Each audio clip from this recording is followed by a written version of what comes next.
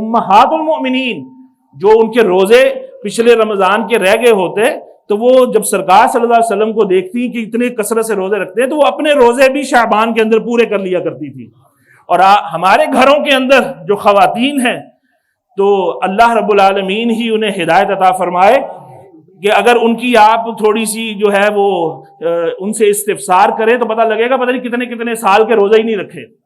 اور ویسے جو فرض ہیں وہ بھی چھوڑنے ڈنڈیاں اس میں بھی ماری جانی خواتین نہائے یہ ہو گیا وہ ہو گیا پسینہ زیادہ آ گیا تو روزہ نہیں رکھا, ذرا سا جناب ادھر مچھر نے کاٹ لیا تو روزہ نہیں رکھا. مبالغہ رائی کر رہا ہوں میں, ایسا ہوتا نہیں کہ مچھر کی وجہ سے کوئی نہ رکھے, کہنے کا مقصد ہے ذرا سی بات پہ روزہ چھوڑ دینا ہے. اور ڈاکٹرز بھی ایسے ہیں بے خوف خدا والے بھی, خوف خدا والے تو بلا وجہ روزہ نہیں چھڑائیں گے لیکن وہ کہیں گے جی روزہ چھوڑ دیں, اور دین میں بڑی آسانی ہے, اور دین میں بڑی آسانی ہے. واہ جی واہ, بڑی آسانی آپ پر ڈائریکٹ القاء ہو گیا کہ اتنی آسانی ہے کہ ذرا سی وجہ پہ بھی آپ روزہ چھڑوا دیتے ہیں.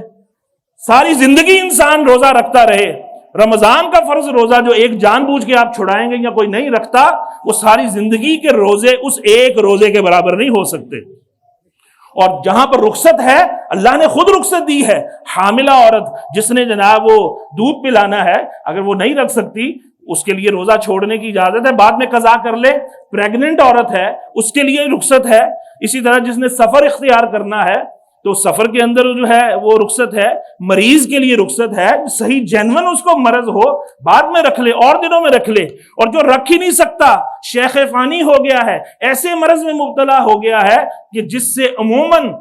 شفا ممکن نہیں ہوتی, میڈیسن کے سہارے ہی چلنا پڑتا ہے. اور جس طرح دمے کے مریض ہو گئے, شوگر کے مریض ہو گئے, انسولین لینی پڑتی ہے, دوائیاں لینی پڑتی ہیں, بلڈ پریشر کے ہائی بلڈ پریشر کے جو مریض ہوتے ہیں وغیرہ وغیرہ, تو ان کے لیے تو پھر جن کا لوٹنا مرض سے واپس ہونا ممکن نہیں ان کے لیے تو پھر فدیہ ہے. اور عام لوگ جو عارضی طور پہ کسی مرض میں مبتلا ہوتے ہیں, کسی کا ایکسیڈنٹ ہو گیا وہ نہیں رکھ سکتا, کوئی عارضی طور پہ بیمار ہو گیا اور رمضان آ گیا ہے تو اسے یہ اجازت دی ہے کہ وہ پھر اور دنوں میں قضا کر لے. تو شعبان کا مہینہ اور پھر سردی کے جو ایام آتے ہیں